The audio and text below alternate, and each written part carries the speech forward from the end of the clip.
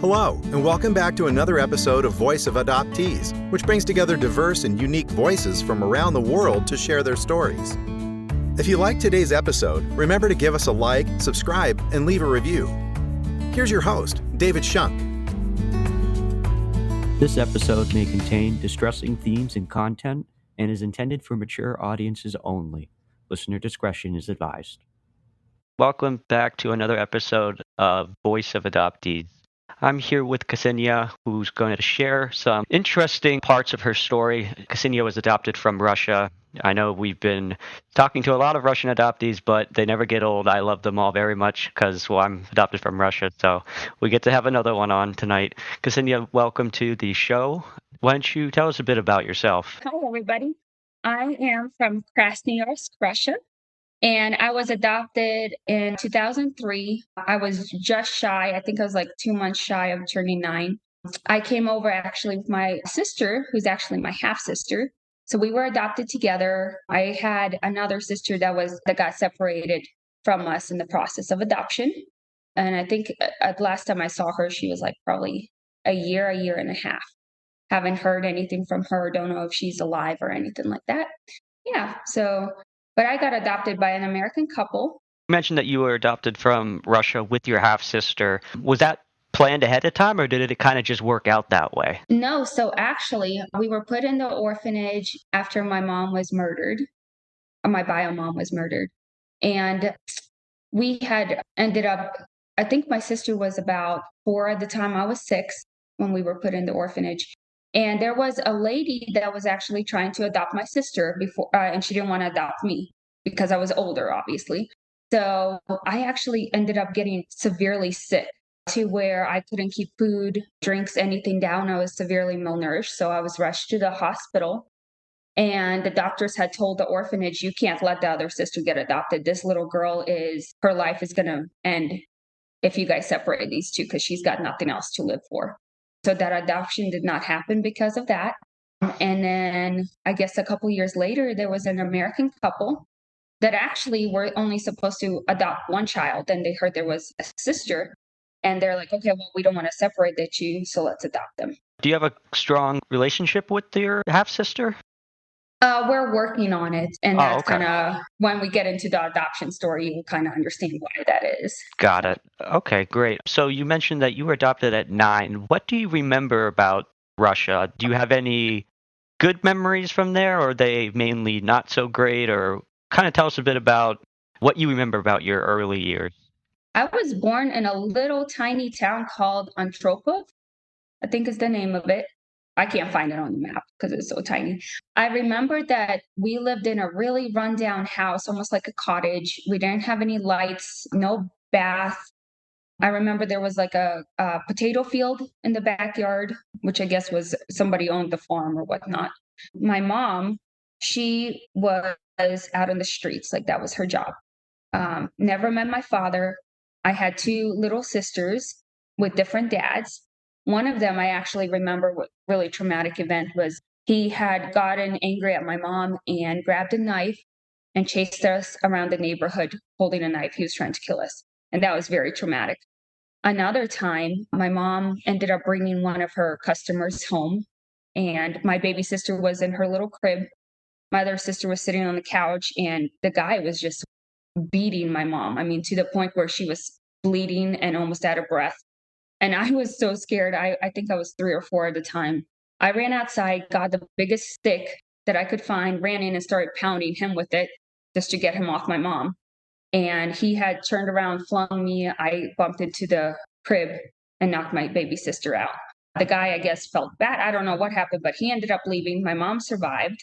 And I just remember I was in charge of taking care of my 2 little sisters because my mom was gone all the time. I barely remember what she looks like. I don't have any pictures of her. I remember her name was Sasha, and she was very young.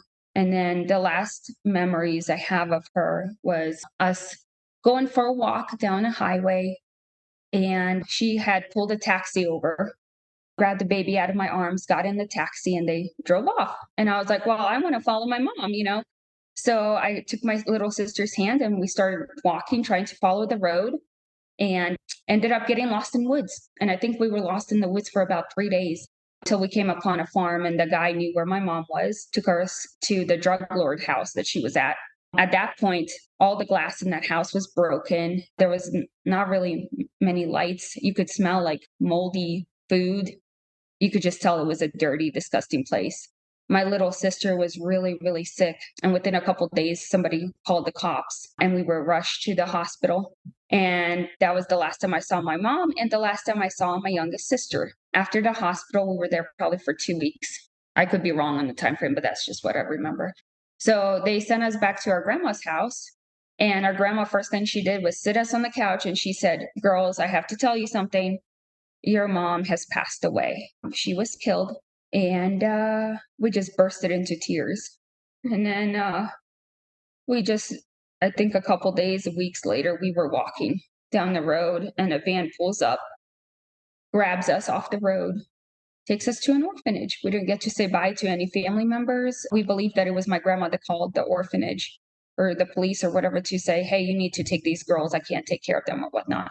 Yeah. And the whole time we were in the orphanage, we kept hearing, "Well, your dad is trying to get you guys back.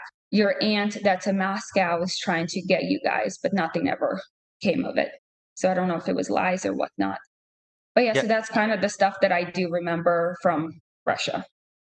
And there were a couple things that happened with, I'm not going to go into too much details, but like with men abusing us physically, sexually, that kind of thing.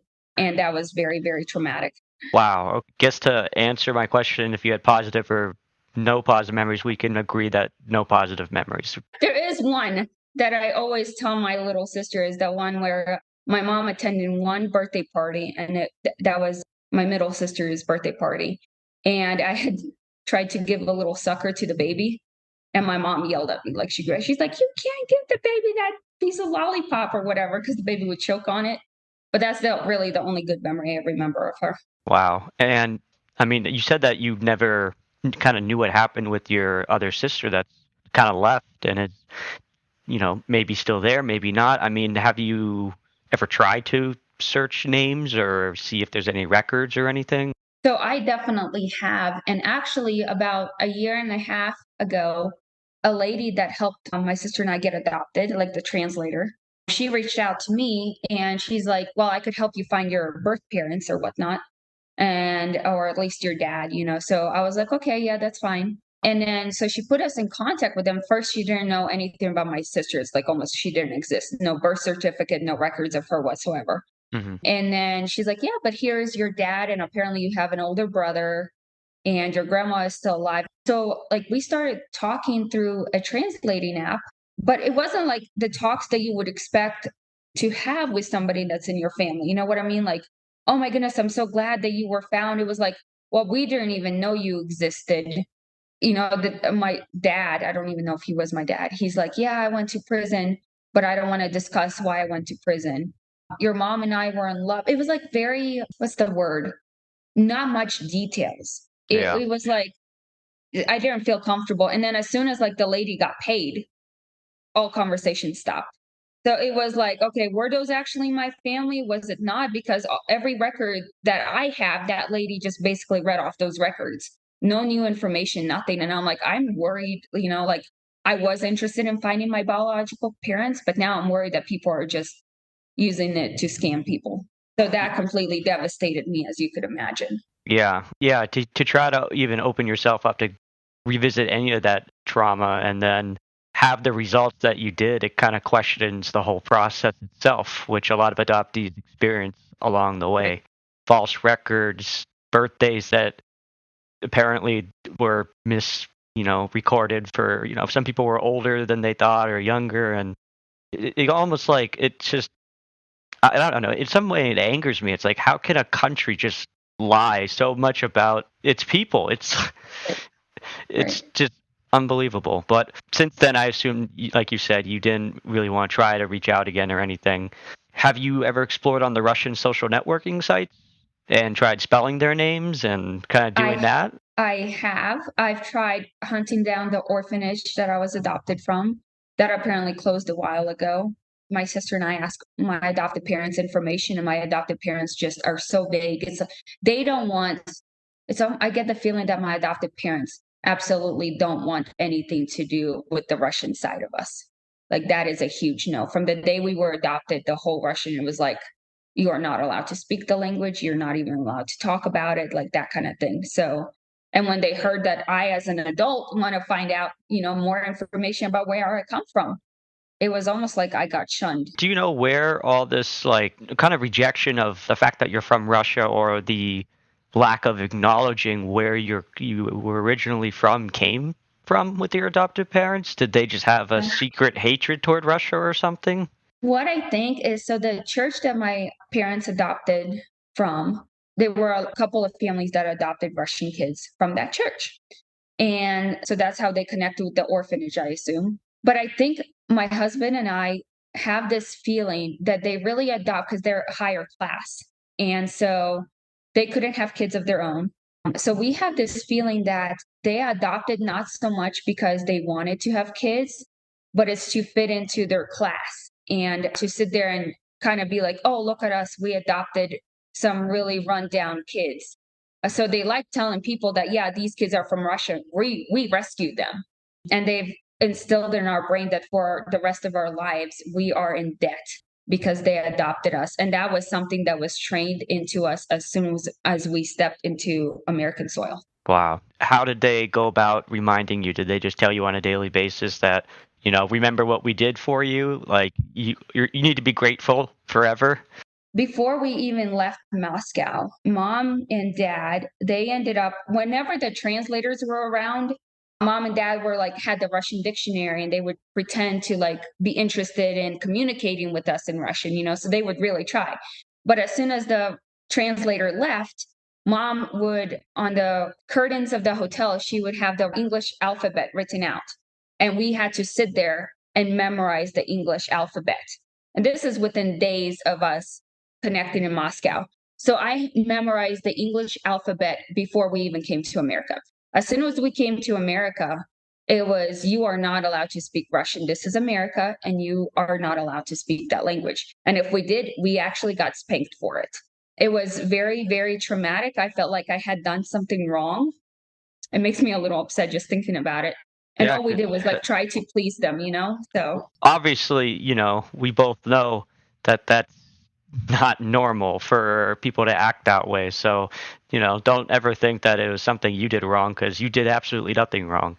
It's dumbfounding to me that you would have people that adopt children from a foreign country knowing where they're from and yet then refuse to acknowledge that side of them, which, as being an adoptee, especially international adoptee that came from a foreign country, had a entirely different culture and background, wants to probably explore that background one day, and they feel bad that they can't. I mean, you hear about all these identity issues and how people can't figure themselves out, and a part of that is because they need to feel whole.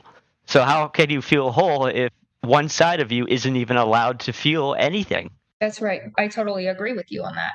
But yeah, there were times where they would get really mad, mostly my dad, and he would say, the worst mistake I ever made in my life was adopting you girls. Or there would be other comments, such as, like, if we did something wrong, and the wrong things, when I say we do something wrong, it was lie. But we lied to mainly protect ourselves, not to get in trouble, because we were terrified of absolutely everything at that point. So, coming from a place where you're starved, you don't have clothes, you take baths like once a week if you're even lucky. So that's the environment I had for 9 years. And as soon as we're adopted, I'm going to sneak raisins or whatever, grapes or whatever into my room because I'm afraid to go hungry. And my mom and dad saw that as me stealing from them, as me lying about it. And I would get severely punished. And I'm not talking about like just spankings, I'm talking about beatings. There were times where my dad would take me in the bathroom and I'd come out with a bloody nose because like he would not just spank, but he would like get this angry rage and just beat me until I bled, that kind of thing. And there were just so many memories of that. At 15, I at 15, I actually called a children's home, and it was for abused and neglected kids. And I was like, I need to get away because at that point my parents locked me in the garage and gave me a bucket to use for the bathroom. And I mean, there's no pillows, no blankets. and that's what they did. And I got fed up. And so I called a children's place and they're like, you know what? Yeah, we're going to take you in. And I was there until I graduated. I actually graduated top of my class. I was the valedictorian. And of course, my parents, they sit there and brag, we did this, provided this environment for our kids or whatever. But like nobody really knows the truth. And I've been going to therapy for the last 9 years. And I mean, this is like straight, not like broken up therapy. Right. Just with all this trauma. And my parents just sit there and say, well, that's trauma from Russia, from orphanage. And I'm like, no, it's not. It's from you guys. And they will not acknowledge it. Like it's almost like it doesn't exist because they've got this righteous mentality thing. It's unbelievable. When you reached out to the children's home in the U.S. that you ended up going to until you graduated, did they ever formally have an investigation with the police into this matter? No, no, not even remotely. I just remember calling them up. And they're like, okay, well, come in. Then they took me into a room that they had like a conference room, sat me and my parents down. And of course, whenever you have abusive family, you're like too scared to even say anything. And they're in the room with you. And I remember the children's home was like, yeah, we're gonna take her in. My dad didn't give me a hug, didn't say anything, just walked out the door like I was a disgrace. My mom gave me a hug at least. Dad never visited me, not one time in the 4 years that I was there. Mom would come once in a while. And I just remember that there was one time mom came, and because they're very, very wealthy, you have to understand this place was for neglected and abused children that have lost their parents, very run down. Everything was, it's a nonprofit. So it's actually, you have people, volunteers that do this kind of work with the children. Everything's donated, right? So my mom walks in and she looks at the baseboards and she's like, oh, we could actually replace those baseboards for you guys because it looks like it's run down. I could not have been more embarrassed. I'm like, you're seeing children that are hungry, that have been abused and neglected, and you're worried about baseboards? Yeah. How can you even? But that's the way they were. They live in this world where like everything is perfect because probably nothing really bad ever happened to them. And then the other thing they've always used is, well, when we adopted you, we expected you to come with a clean slate. Like we expected you not to have any memories. And it's like, I'm 9 years old. How do you expect me not to have any memories? It just sounds like they didn't do their research clearly. No, zero research. I can tell you that zero, just absolutely zero. They didn't. It baffles me. And then they never like, you hear stories with Russian adoptees where like, oh my goodness, did you hear about those children that got sent back to Russia or that were just so awful to their parents or whatever else?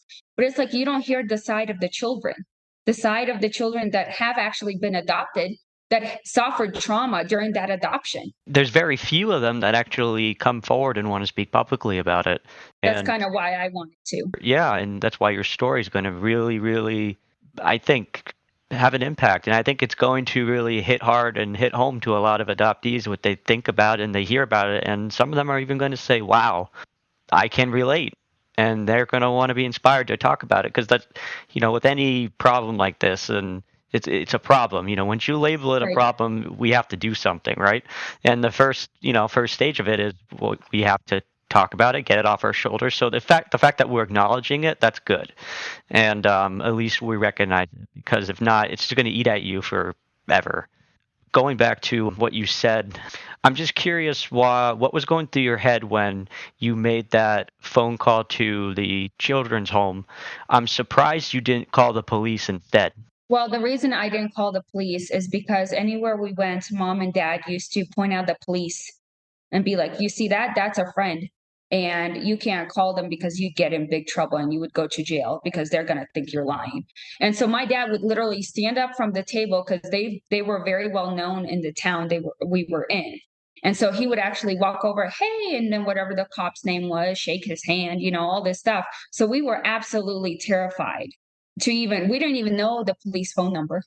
Like we didn't even know there was an option to sit there and call the police. We didn't know 911. You know what I mean?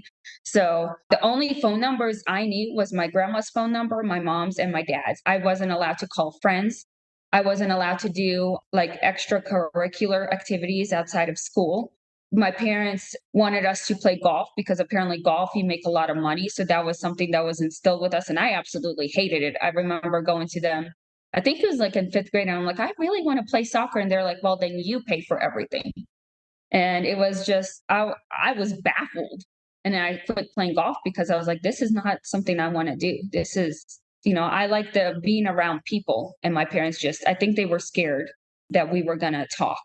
And so they kept us very secured and enclosed and very protected. I remember this one time where summer school, they had a cousin, one of our cousins come over, and she was older, but she ended up babysitting us. And we had to do math. And I was having a really hard time with math because when I got adopted, they put me straight into second grade.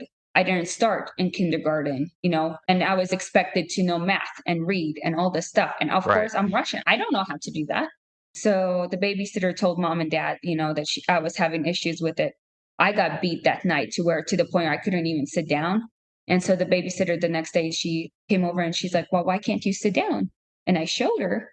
And she had that discussion with mom and dad, it's not okay. And because she was a cousin, I guess, like she didn't report it, but we got beat even more that night because of that. So my parents became even more protective. And I wish somebody would have reached out. And I guarantee you people saw, like, our family had to have seen something. I know our grandma, she had seen stuff, or, at least believed stuff. But I think it just because they're wealthy, they're a very wealthy family. Do you think it was fear mostly that for you? Oh, for the rest of my family or for, Well, I think fear of what could happen if you spoke or said anything. absolutely. And I remember one time I actually tried to run away. I got on my bike and I rode around the neighborhood. And I was like, I can't leave my sister in this. I can't let her get beat and all this stuff because me being the older, I got most of the punishments. So I was always her protector. And when I left for the children's home, she didn't want to go. So I left. And one of the worst mistakes I've ever made because I wasn't able to protect her. And I remember coming home one day for like a visit, and she had told me she tried to commit suicide. And that shattered my world. Like, just, I blame myself for leaving and mom. And that's why we are not close because during that 4 years that we were apart, mom and dad just drilled into her, your sister abandoned you. She never loved you. You're never going to see her again. Like, all this stuff drilled into her brain. And so she grew up believing all this bad, nasty stuff about me. And so finally, when I got married and I got kids of my own, we're trying to rekindle. And she's actually standing up her ground against mom and dad right now. And that's been hard for her. But, we've kind of got to the point where we have each other's back, where mom and dad cannot sit there and say, oh, you're getting your memories mixed up. Oh, all this stuff happened in Russia. It didn't happen here in the United States. But we're both together standing up and saying, yeah, this stuff did happen. And, we can't pretend that it didn't happen anymore. Wow. There's no words to describe what you've gone through, and unless you've gone through it yourself, I can't relate in some of those ways, so I'm sorry about that, but I can relate on other factors of having parents that are well known in the town, that they care about their image. I mean, golf, that's another thing.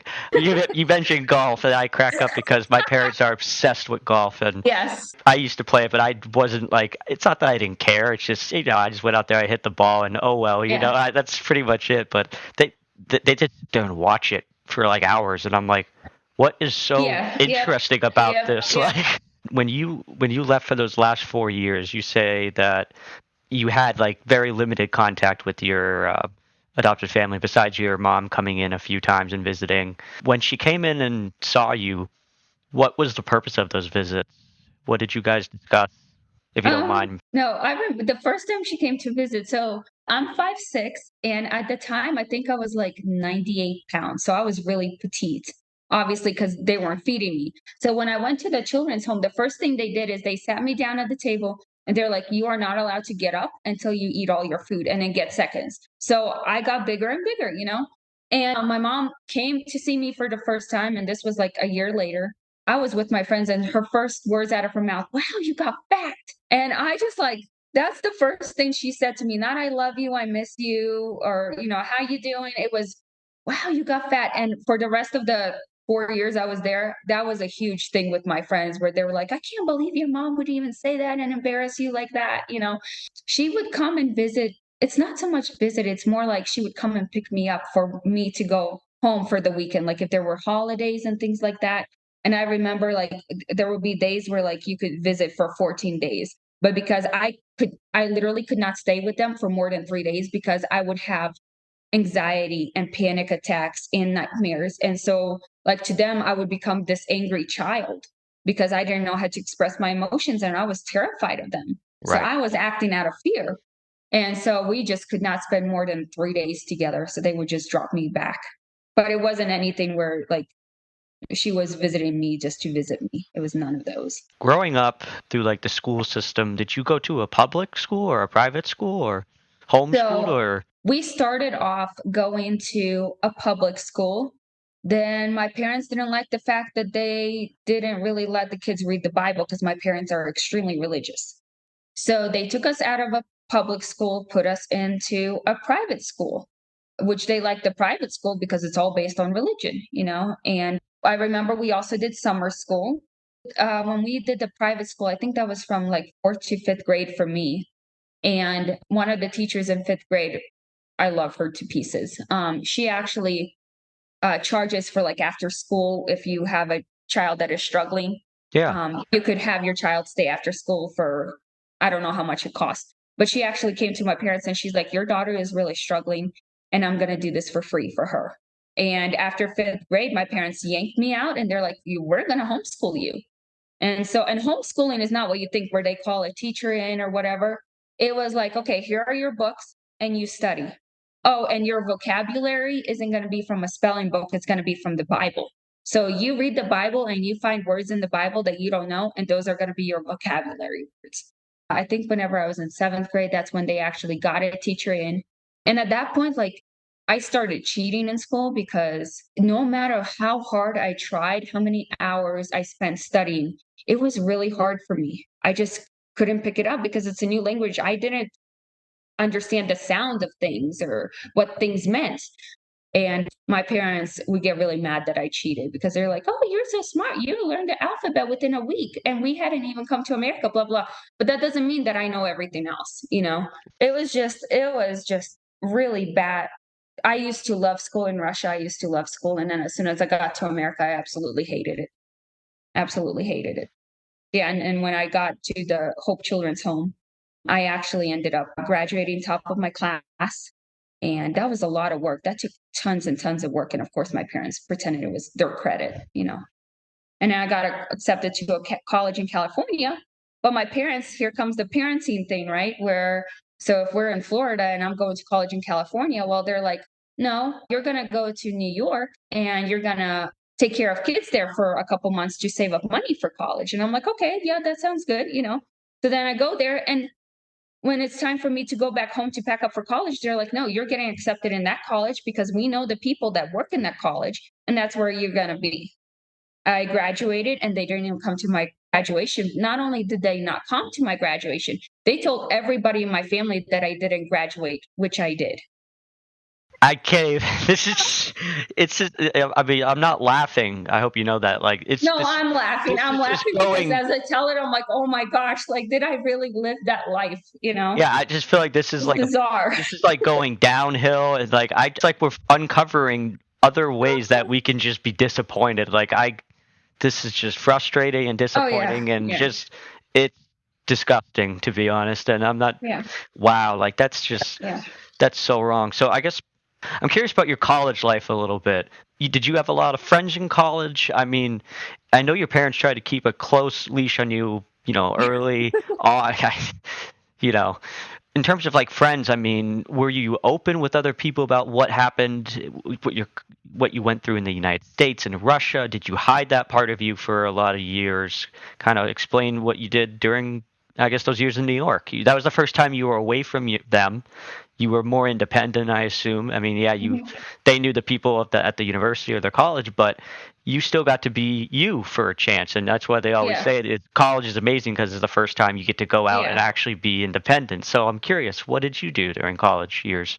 The first thing I did was I dyed my hair. And I That seems very and appropriate. Good for yeah, you. I remember it was like a really bright red, and I went to the drugstore and it's like, it's supposed to wash out within a month, so within a month, and I'm like, okay, well, and it lasted a whole stupid year. I remember I could not get that dye out, but my mom saw me and she's like, oh, you look horrible, and I'm like, but that was the first independent thing I did, and as I bet it friendships felt great, didn't it?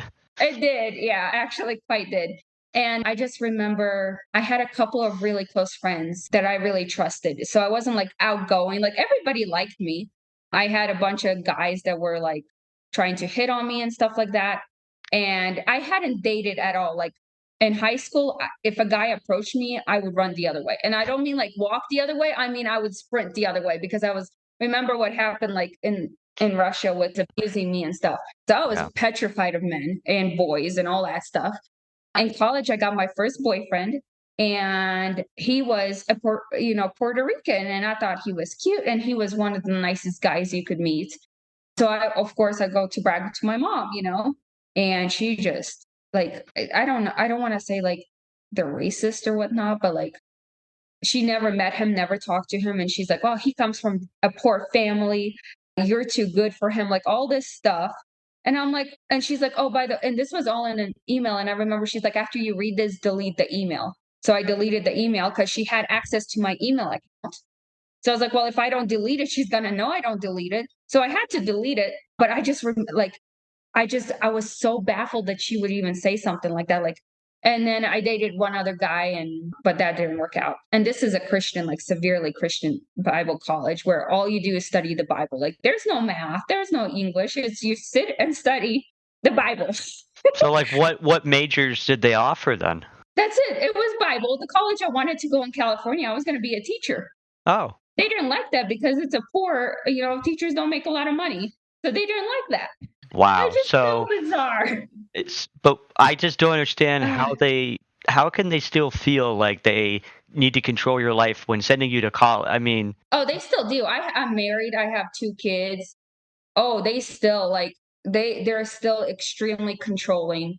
I'm gonna back up. So you asked earlier something about, did I open up about the abuse or anything to anybody? yeah, I that's right. actually did. I remember during Christmas, I went to the dean of women, and I told her, "I don't wanna go home. Please find me somewhere else to stay because my parents are abusive, and I'm too terrified to go home." She's like, "We don't have anywhere for you on property to stay. You need to go home." I went home. I worked during the Christmas break, and I remember I came home one day and I was just worn out because I'd been working all day. I just wanted to go upstairs in my room and take a nap, which is normal. Like, I should be able to do that. My mom had asked me a question. I'm like, Mom, very respectfully, I was like, Mom, I'm really tired. I didn't sleep good last night. Can I please go take a nap and then talk to you about it afterwards? Well, my dad saw that as complete disrespect because I didn't want to talk to my mom. He slapped me across the face. I'm not kidding you. Slapped me across the face in front of her and said, "You answer your mother right now. Just because you're an adult doesn't mean I can't abuse you. It's just no longer a child abuse. So you can't report it." And I'm not kidding you. I went upstairs, packed up my bags, went online, looked for a hotel. It was a rundown hotel because I had to use my savings from birthdays and stuff like that to be able to afford a hotel for 2 weeks. And I had my mom drive me to that hotel because that was the last time. I told myself that is the last time a man is going to lay his hands on you. That is the last time. And I remember my mom, she's like, "Are you sure?" Like, my mom, you would expect your mom to be like, "Don't you ever lay a hand on one of my kids. Don't you ever do something like that." If my husband laid a hand on one of the kids, I'd kick him out. You know what I mean? And Yeah. she was defending him. "Well, he's your father. You need to obey and honor your mother and father," that kind of thing. And it's like, no, abuse is not okay, you Yeah. know? No, And it's never okay. no, to this day, I tell you, to this day, I cannot be in a room left alone with them. Like, if I go and visit or they come here, I will never be left in a room with them by myself, I don't blame you. nor ever leave my kids with them. I was going to say personally, I'm surprised you even see them. No, well, now I'm not because like for this is where therapy comes in. Like I told you, I've been doing therapy for Yeah. years. And every single therapist, you need to cut contact with them. You need to stop talking to them. They're really bad people. And so I would stop talking to them. I went for 2 years without speaking to them. And this started after my mom had told me I got pregnant with my daughter, and I had a very bad pregnancy where I was throwing up and in the hospital for 8 months. Like it was really bad. And I had called her up, for advice. And she's like, I told you you shouldn't have had kids of your own. You should have repaid your mom, your dad, and I by adopting kids of your own. Like that was her reaction. And after that, I'm like, I just need to stop talking to you because this is not okay. And then we reconnected and everything was going fine, and then my sister actually got diagnosed with leukemia last year, Oh, which is blood cancer, and it's chronic, so it doesn't go away. And she's 25. And my mom and dad, they completely disrespected her stuff that she wanted to do with the doctors, the kind of treatment she wanted for her cancer, just rude, disrespectful. And then they ended up telling her, nobody's going to want a piece of crap like you. Like she was with her boyfriend, and they're like, because you've got cancer, nobody's going to want a piece of crap like you. And she had gotten to suicidal again at that point. And she called me crying. I'm like, you need to fly out here. We'll buy your ticket. We'll do whatever we need to do to get you here. So that way you do have a life. You do have something that you need to live for. And she's going to therapy of her own. She actually went to 4 years of psychology school. She's trying to write a book right now based on her experience as well. have you thought about writing a book? Everybody's been telling me that, you need to write a book. And I'm like, I'm terrible with writing things. I can write my thoughts and it's jumbled, but as far as putting things together, I'm terrible at it. You could You just, know, I mean, there are a lot of good people out there that if you just have like an open dialogue with them and talk about your experiences, they can put it in writing and you can just share I mean, that could work too, but I mean, I'm up for whatever. And my kids, let me tell you, my kids are the thing that I live for. I was good. Yeah. I used to live for my sister, keeping her safe. Now my kids are the thing that I live for. And mom and dad actually told my sister, they're like, we don't believe in the parenting styles that psychologists and psychiatrists are teaching these days, and we definitely don't approve of my parenting styles. And I'm like, you know what? I'm glad you don't approve, because if you did approve, I'd be beating and abusing my kids like you did me. So I'm glad, and I don't need your approval. And it's one of those things where, looking back, those used to be my darkest days. But now I look back and I'm like, oh my gosh, I'm kind of glad I went through those things, because as far as empathy and emotional connection and understanding of people and not judgment, those are things, qualities that I have gained from going through what I've gone through. And I want other people to have a voice. Don't let other people scare you into not sharing your story, because trust me, I opened up to my family about it and I got shunned, like from my aunts, uncles, grandparents, all that. Everybody shunned me. But what do I have to hide? I don't have to hide anything. This is my story. It happened. I've moved past, and I'm a better person for it. That's, well, the fact that you can say that really shows I the can totally progression you say that. made. Yeah. Yeah, 100%. I just have a few more questions for you that I'm very curious about. My first question is, all the years of the trauma and the stress and the anxiety and the abuse, especially when it comes to dealing with men. I'm curious, how did you overcome that to get to the point where you could feel comfortable getting married to someone who's a guy? So my husband was actually the first person I slept with, where I wouldn't even like hold hands with guys when I dated them. That was a very hard thing for me to do. When I met my husband, it was drilled into me that the person you sleep with, you need to marry, or marry the person you're going to sleep with, that kind of thing. So at 19, when I met him, it was like, okay, well, I made clear to him, if we're going to sleep together or whatnot, you need to marry me. And that's what happened. And, we got married, and I still do have issues with trusting men. My husband is the only man I will ever trust. People don't think about it, but also when I had my son, when I got pregnant with my son, that was extremely hard for me. And I knew like I wasn't bringing somebody in the world that would abuse women or whatnot. but it was just the fear of me carrying a male. And for the first 6 weeks after I given birth to him, I couldn't like I couldn't change him, couldn't bathe him. Like it was just so traumatic for me. And then finally after going to therapy and stuff like that, I got past that stage. But that stage was kind of like a blur. I just know I didn't really bond with my son the way I'm supposed to bond with him, you know? That was actually my second question was based on what you've experienced so far, how do you think it's affected your relationship with having your own children? Yeah, and but with my daughter and my son, I don't even spank them. Like I don't lay my hands on them in anger or in just no patting on the butt, no patting on the hand, none of that. We do timeouts, and the timeouts are based on their age. So my son is 3, he goes in timeout for 3 minutes. My daughter's 5, she goes in for 5. We have open communication. That's a big thing in our family. Is if the kids are crying or something like that, we make sure that we get both sides of their stories and just letting them know, like, don't be afraid to talk to mommy and daddy. You know, you guys are not going to be in trouble for talking to us about things. My daughter actually, believe it or not, she just graduated from preschool and she knows how to read. So she actually read a poem for everybody, which is like Oh, unheard of. But she's been reading since she was 3 years old.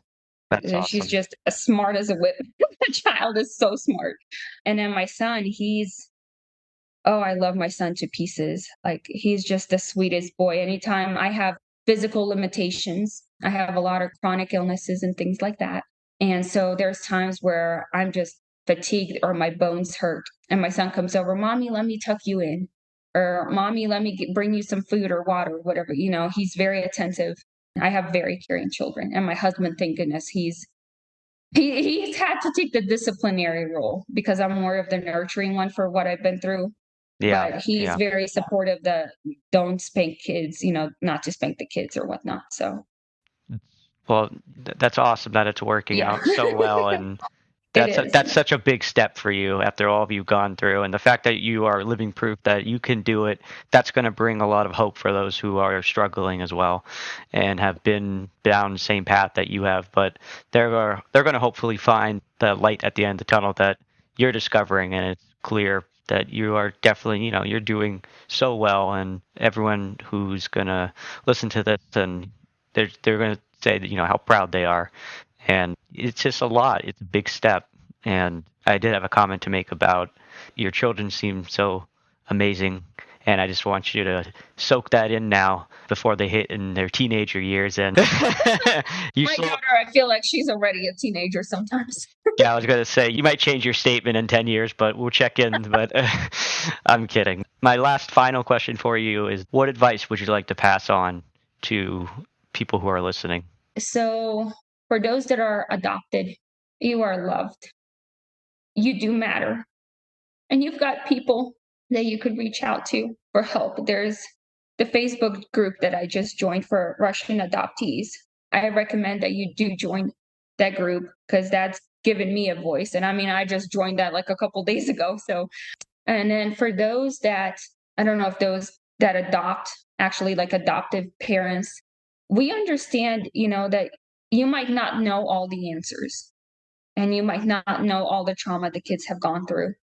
Don't give up on them. Don't give up on us. Reach out for help. There's help available, you know, but never give up.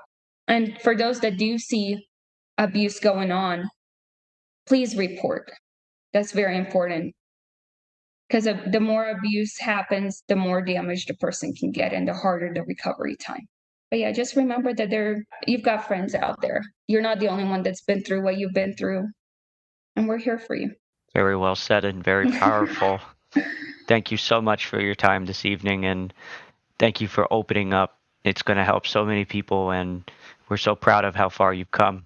Just know that you have a community that's open and welcome, and we are here for you at any step. If you need anything, you let us know how we can help. It's been a pleasure speaking with you. Please do stay in touch, and if there's anything we can do, like I said, we're more than happy to. That was a very powerful and touching episode tonight.